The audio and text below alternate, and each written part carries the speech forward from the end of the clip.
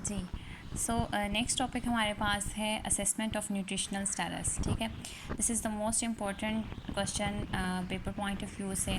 ठीक है, इसका सिनेरियो भी आता है लाइक कैसे आप किसी इन्फेंट का, किसी चाइल्ड का या किसी अडल्ट के न्यूट्रिशनल स्टेटस का अंदाज़ा कैसे लगाएंगे, कैसे असेस करेंगे उसको। ठीक है, सो लेट्स स्टार्ट। अच्छा, so assessment of nutritional status जो होता है, हम किसी भी अगर बंदे में करना हो, उसको असेस करना हो, तो इसके हमारे पास बेसिकली दो मेथड होते हैं। ठीक है, number one is direct method, ठीक है, and number two is indirect method. So ये दो मेथड होते हैं हमारे पास। ठीक है, डायरेक्ट मेथड होता है और इनडायरेक्ट मेथड होता है। ठीक है, सो डायरेक्ट मेथड्स में हमारे पास क्या आता है और इनडायरेक्ट में आता है। लेट्स सी, डायरेक्ट मेथड को पहले हम डिस्कस कर लेते हैं। ठीक है, डायरेक्ट मेथड्स को याद करने के लिए हमारे पास जो है वो एक मॉनिक है, दैट इज़ ABCD। ठीक है, इसको आपने याद रखना है। सो अब इसमें ए किस लिए स्टैंड करता है। ए स्टैंड्स फॉर एंथ्रोपोमेट्रिक मेजर्स। ठीक है, और इसकी स्पेसिफिसिटी ये है कि ये अंडर 5 इयर्स जो होते हैं ना, ठीक है, सिर्फ उनके लिए मतलब ये हम इम्प्लीमेंट करते हैं इसको। अच्छा, ए स्टैंड्स फॉर एंथ्रोपोमेट्रिक मेजर्स। उसके बाद है बी टू का मतलब है कि बी 2 दफ़ा यूज़ होगा इसमें। ठीक है, एक है बायोफिज़िकल मेजर्स हो गई और असेसमेंट यू कैन से। ठीक है, and number 2 is biophysical and number 2 is biochemical. ठीक है, अच्छा, उसके बाद हमारे पास है सी से हमारे पास क्या आता है, क्लिनिकल असेसमेंट। एंड डी से हमारे पास क्या आता है, डाइटरी मेथड।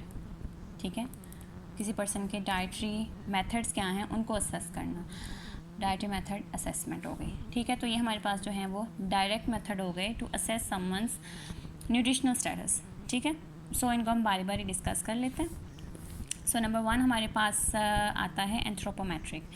अच्छा, एंथ्रोपोमेट्रिक मेथड जो होते हैं ना, एंथ्रोपोमेट्रिक असेसमेंट कैसे करेंगे। अच्छा, फर्स्ट ऑफ ऑल हम देख लेते हैं व्हाट इज़ एंथ्रोपोमेट्री। ठीक है, एंथ्रोपोमेट्री जो होती है बेसिकली दो वर्ड्स इसमें आते हैं हमारे पास। ठीक है, एक एंथ्रोप है और दूसरा मैट्री। ठीक है, so anthropo means man and metric mean measurement. ठीक है, सो बेसिकली ये हमारे पास क्या होती है, it's a measurement of man. ठीक है, एंथ्रोपोमेट्रिक मेजरमेंट। सो इसमें हमारे पास कौन कौन से पॉइंट्स आते हैं, नेक्स्ट हम वो देखेंगे। ठीक है, तो इसमें एंथ्रोपोमेट्रिक मेजरमेंट्स में हमने 5 तरह की मेजरमेंट्स लेनी होती हैं। ठीक है, कौन कौन सी मेजरमेंट्स होती हैं वो, number 1 weight, number 2 height, number 3 length, number 4 arm circumference. ठीक है, अपर आर्म का ख़ास तौर पे सर्कमफेरेंस इसमें लेते हैं हम। एंड नंबर 5 इसमें आती है स्किन फोल्डिंग। ठीक है, स्किन फोल्डिंग बेसिकली यूज़ करते हैं मसल मास को मेजर करने के लिए।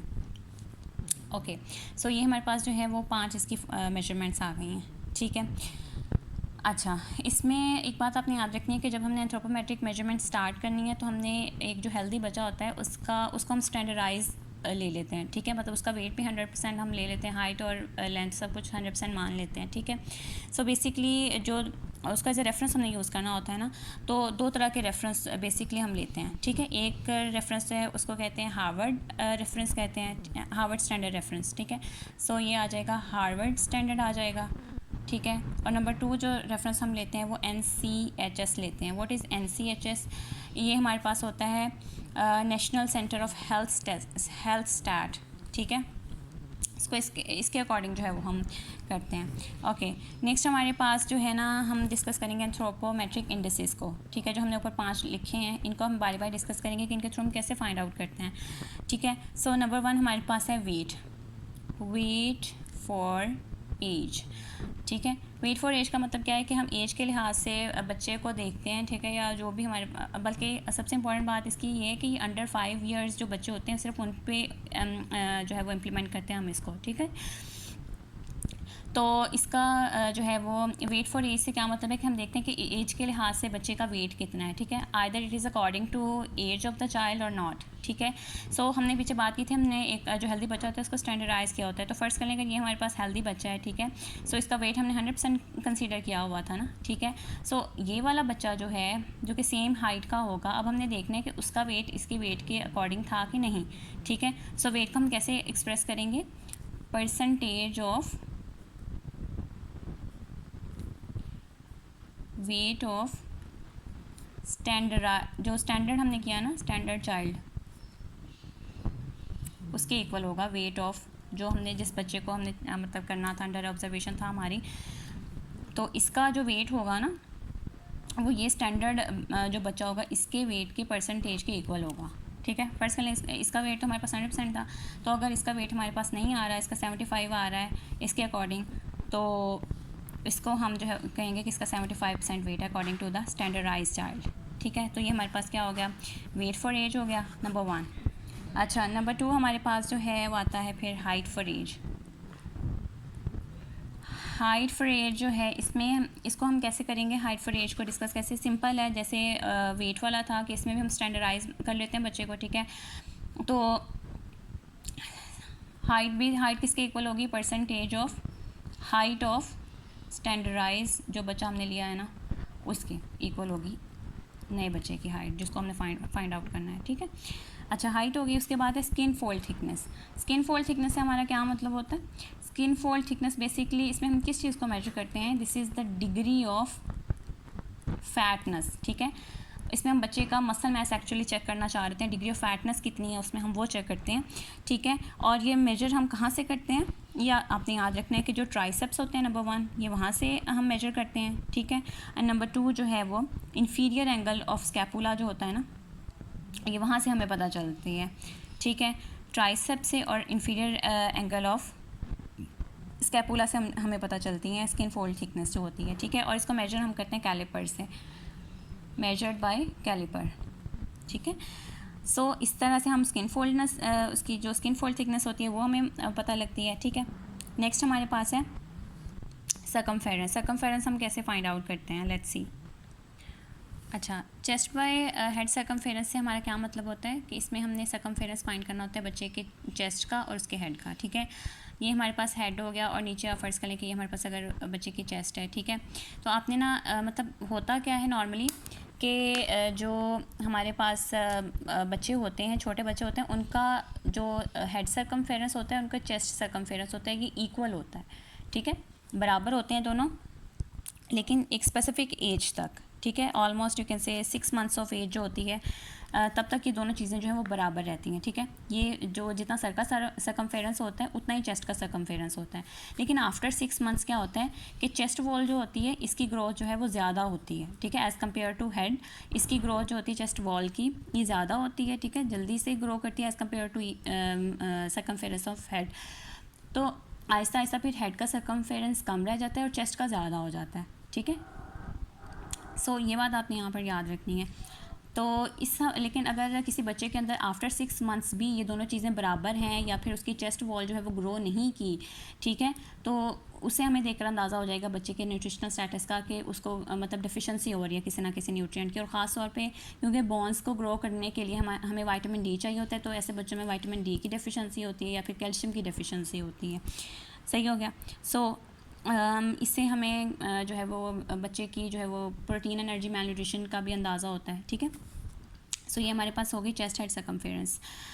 नेक्स्ट हमारे पास जो इसका लास्ट इंडिसेस बचता है that is upper arm circumference, ठीक है, upper arm circumference. Upper arm circumference का क्या मतलब है कि इसमें हमने अपर आर्म का सर्कमफेरेंस फाइंड करना होता है to find out the muscle mass, ठीक है, इससे हमें मसल मैस का अंदाज़ा होता है। अच्छा, इसमें एक चीज़ आपने याद रखनी है कि अपर आर्म में हमने जब इसको करना है, मेजर करना है, ठीक है, सो एक टेप के थ्रू हम करते हैं। वो टेप जो होगी वो फ्लेक्सिबल स्टील की भी हो सकती है, ठीक है, फ्लेक्सिबल स्टील से भी बनी हो सकती है और या फिर ग्लास फाइबर से भी बनी हो सकती है, ठीक है।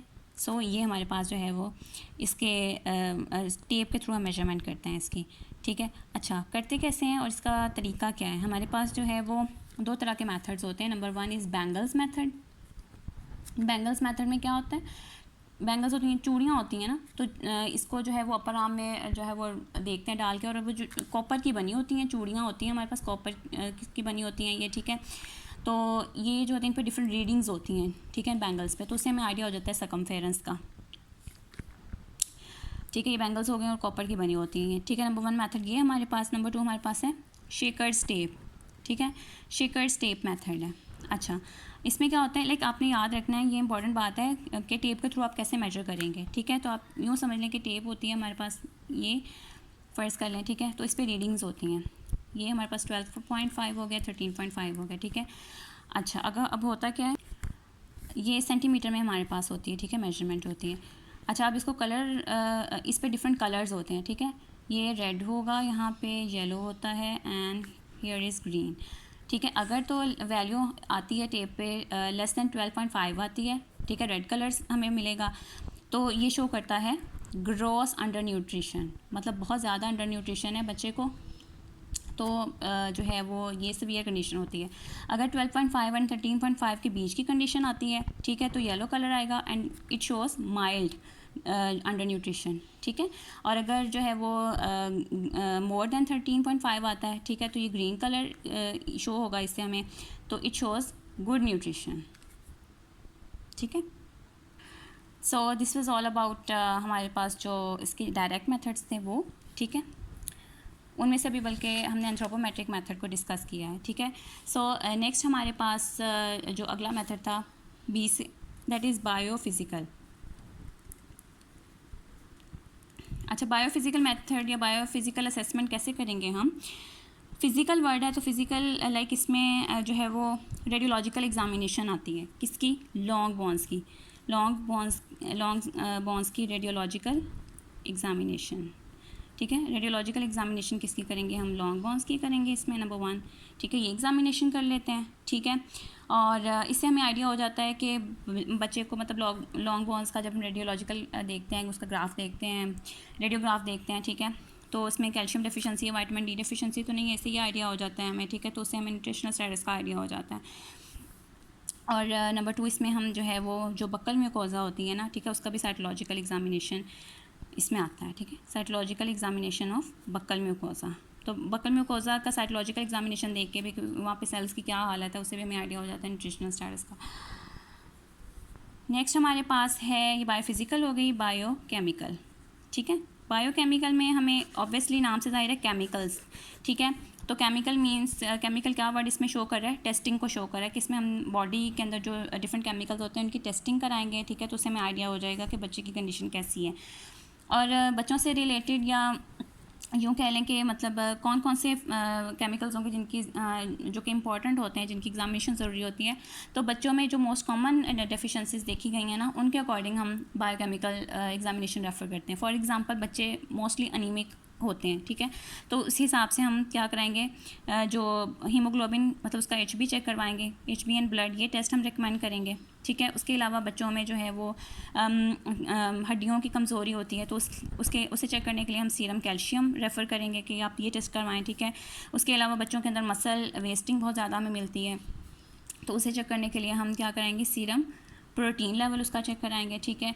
और वैसे ही बच्चों के अंदर जो लाइक भूख नहीं लगती, ठीक है, चिड़चिड़ापन और इस तरह की जो मतलब डिफरेंट सिम्टम्स आते हैं, ठीक है, ये बेसिकली होती हैं due to vitamin B complex या विटामिन B डेफिशिएंसी की वजह से, ठीक है। तो इस चौथा टेस्ट हम करेंगे विटामिन B का, ठीक है। तो ये टेस्ट हम रिकमेंड करते हैं, तो इससे हमें आइडिया हो जाता है न्यूट्रिशनल स्टेटस का, ठीक है। नेक्स्ट हमारे पास जो रह गया वो है क्लिनिकल असेसमेंट। क्लिनिकल असेसमेंट में क्या आएगा, लाइक क्लिनिकल असेसमेंट हम जो है तभी किसी बच्चे की कर सकते हैं अगर उसका केस क्लिनिकली इस्टेब्लिश हो चुका हो, ठीक है, मतलब वो आ चुका है हॉस्पिटल में, सब कुछ उसका डायग्नोसिस भी हो गया, सब कुछ हो गया, तब हम नेक्स्ट उसका क्लिनिकल जो है वो एग्जामिनेशन कर सकेंगे, ठीक है। सो क्लिनिकल एग्जामिनेशन में क्या चीज़ें हमारे पास आती हैं, इसमें क्लिनिकली उसके साइन एंड सिम्टम्स देखेंगे। पैलेट तो नहीं है, बच्चे को वीकनेस किस हिसाब से है, ठीक है, तो इससे हमें उसकी न्यूट्रिशनल स्टेटस का अंदाज़ा हो जाएगा। जॉन्डिस तो नहीं है उसको, ठीक है, या वैसे उसकी मसल वेस्टिंग किस हिसाब से जा रही है, सो इसकी क्लिनिकली जो है वो हो जाएगी, असेसमेंट हो जाएगी, ठीक है। और लास्ट हमारे पास इसमें रह जाता है डायरेक्ट मेथड में, that is dietary method of assessment, which is इसे जो है वो डाइटरी असेसमेंट जो है, इसमें डिफरेंट चीज़ें हम फाइंड करते हैं, ठीक है। अच्छा, जो डाइटरी असेसमेंट होती है ना, डाइटरी मेथड ऑफ असेसमेंट, इसमें सिंपल मतलब हमने क्या चीज़ फाइंड करनी होती है, किसी एक ख़ास एरिया का, मतलब कि वहाँ पे डाइट का जो है वो अवेलेबिलिटी कितनी है, ठीक है। फिर वहाँ पे फूड कंजम्पशन की हम स्टडी करेंगे किस हिसाब से हो रही है, ठीक है। और फिर देखेंगे वहाँ पे कि फ़ूड कलेक्शन, उनका मतलब कि डाटा अगर हमने कलेक्ट करना है फ़ूड का तो उसके क्या मेथड्स हैं, और रिज़ल्ट एंड पे, ठीक है। तो इसमें नंबर 1 हमारे पास आता है food balance sheet. What is mean bye food balance sheet? Food balance sheet, अच्छा देखें, फूड बैलेंस शीट जो होती है ना, जब हम फाइंड करते हैं तो बेसिकली इसको हम डाइटरी सर्वे भी कह सकते हैं, ठीक है। डाइटरी सर्वे, किसी ख़ास एरिया पे डाइटरी सर्वे करना। अच्छा, अब डाइटरी सर्वे का क्या मतलब है इसमें, कि ये किसी भी, ये बेसिकली इंफॉर्मेशन सोर्स होता है डाइटरी असेसमेंट का, ठीक है। और इसमें कौन कौन सी फूड बैलेंस शीट में कौन कौन सी इन्फॉर्मेशन हम लेते हैं कि एक ख़ास एरिया फ़र्ज़ कर लें हमें दे दिया गया है, ठीक है, और वहाँ पे हमने डाइटरी सर्वे करना है। तो what is mean by dietary survey, क्या क्या चीज़ें, क्या क्या इन्फॉर्मेशन हम इसमें इकट्ठी करेंगे। नंबर 1 कि वहाँ पे जो है वो हम एस्टिमेशन लगाएंगे उनकी जो एग्रीकल्चरल प्रोडक्शन है ना कितनी हो रही है, ठीक है। एग्रीकल्चरल प्रोडक्शन का वहाँ पे हम एस्टिमेट करेंगे कितनी हो रही है, उससे हमें आइडिया हो जाएगा कि वहाँ पे फूड की अवेलेबिलिटी कितनी है, ठीक है। नंबर 1 ये उसमें आ जाता है। नंबर 2 उसमें आता है कि एग्रीकल्चरल मेथड्स क्या हैं, ठीक है। वहाँ पे लोग जो खेती बाड़ी कर रहे हैं क्या मेथड्स यूज़ कर रहे हैं, आइदर वो अभी भी पुरानी मेथड्स यूज़ कर रहे हैं या फिर एडवांस मेथड यूज़ करना शुरू हो गए हैं, क्योंकि हमें पता है कि पुराने मेथड से इतनी हमें आउटपुट हासिल नहीं होती जितनी कि एडवांस से हो रही है आजकल। तो उससे भी हमें आइडिया हो जाएगा कि वहाँ पे फूड की अवेलेबिलिटी किस हिसाब से है, ठीक हो गया। नंबर जो 3 हमारे पास आती है सॉइल फर्टिलिटी, कि वहाँ पे जो ज़मीनें हैं, जो वहाँ पे खेत वगैरह हैं, तो वहाँ पे उनकी जो सॉइल वो आइदर इट इज़ फर्टाइल और नॉट, ठीक है। अगर तो वो फर्टाइल होगी तो इट मीन्स कि वहाँ पे फूड प्रोडक्शन ज़्यादा हो रही है, अच्छी हो रही है, वहाँ के लोगों को अच्छी खुराक मिल रही है, ठीक है। और अगर नहीं, इसका ऑपोजिट है, तो फिर अच्छी खुराक नहीं है, वहाँ पे nutritional status would not be good, ठीक है। अच्छा, उसके बाद हमारे पास इसमें एक पॉइंट आएगा फूड इंपोर्ट एंड एक्सपोर्ट, कि वहाँ पे फूड इंपोर्ट एक्सपोर्ट का अच्छा सिस्टम है कि नहीं, ठीक है। अगर तो मतलब कि लोग अच्छी ट्रेडिंग कर रहे हैं वहाँ पे अपनी जो है वो एग्रीकल्चर के, तो इट मीन्स कि वहाँ के लोगों का लाइफस्टाइल वुड बी गुड, ठीक है। और अगर इसका ऑपोजिट है तो इसका मतलब है कि नहीं, ठीक है। तो ये फूड बैलेंस शीट जो हमने यहाँ पर बनाई होगी उससे हमें आइडिया हो जाएगा वहाँ की डाइटरी असेसमेंट का, ठीक है। अच्छा, डाइटरी असेसमेंट में नंबर 1 फूड बैलेंस शीट हम करते हैं, ठीक है। जब ये कंप्लीट हो जाती है तो उसके बाद हम क्या करते हैं, फूड कंजम्पशन। ये तो हमने फूड बैलेंस शीट बेसिकली देखी ना कि फ़ूड की अवेलेबिलिटी को देखने के लिए कि वहाँ पे फ़ूड अवेलेबल हमें कितनी थी, ठीक है। अब फूड अवेलेबल हो गई, सेकंड स्टेप हमारे पास क्या होगा, फूड कंजम्पशन, कि जो फूड हमें मिल रही है, ठीक है, अवेलेबल हो रही है, उसको कंज्यूम किस लिहाज से किया जा रहा है। तो ये 3 लेवल पे हम चेक करते हैं। नंबर 1 इंडिविजुअल लेवल पे करेंगे, नंबर 2 फैमिली बेस्ड होगी ये, और नंबर 3 कम्युनिटी बेस्ड होगी, ठीक है। सो ये हम कर लेंगे। उसके बाद नंबर 3 पे हमारे पास क्या मेथड है, ये सेकंड था and this is third one. Third पे हमारे पास आते हैं methods of collection of data, ठीक है। डाटा कलेक्शन कैसे करेंगे, उसके क्या मेथड होंगे। अच्छा, इसमें आपके पास ना डिवीजन है कि अगर तो आपने डाटा कलेक्ट करना है एट द स्पॉट मतलब कि just before consumption of food आपने अगर डाटा कलेक्ट करना है तो उसमें आपको जो है वो एक्चुअल फूड मेजरमेंट हासिल हो जाएगी, ठीक है। तो एक मेथड है actual food measurement.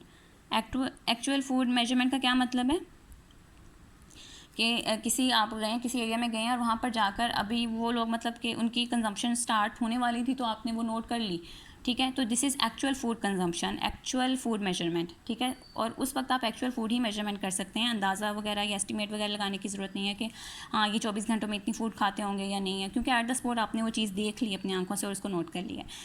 Number 2 method हमारे पास है, लेकिन अगर आपने एट द स्पॉट नहीं करना, आपने फॉर 24 आवर्स करना है, ठीक है, मतलब नोट करना है, तो उसके लिए आपको फिर क्वेश्चनेयर जो है वो तैयार करना पड़ेगा, ठीक है। क्वेश्चनेयर के थ्रू फिर आप उनको क्वेश्चनेयर दे देंगे हर घर में जा जाकर या उस एरिया में स्पेशली, तो वो आपको 24 घंटे का फिल करके तो आपको उससे आइडिया हो जाएगा फिर कि क्या कंडीशन है वहाँ पे न्यूट्रिशनल स्टेटस की, ठीक है। और नंबर 3 हमारे पास जो है वो क्या आता है इसमें, फूड फूड अकाउंट किस लिए होता है? फूड अकाउंट होता है कि अगर आपने जो है वो एक एक हफ्ते के लिए अगर आप करना चाह रहे हो ना, मतलब अगर आप अपनी रिसर्च मतलब के का जो इंटरवल लेना चाह रहे हो वो 1 वीक है, ठीक है, तो फिर उसके लिए आपको फूड अकाउंट जो है वो करना पड़ेगा। अच्छा, नेक्स्ट हमारे पास है रिज़ल्ट्स। फिर इसके हमें कैसे कैलकुलेट होंगे? जो हमने फूड कंजम्पशन टेबल बनाए होंगे, ठीक है, उनको देखकर हमें रिज़ल्ट मिल जाएंगे, ठीक हो गया।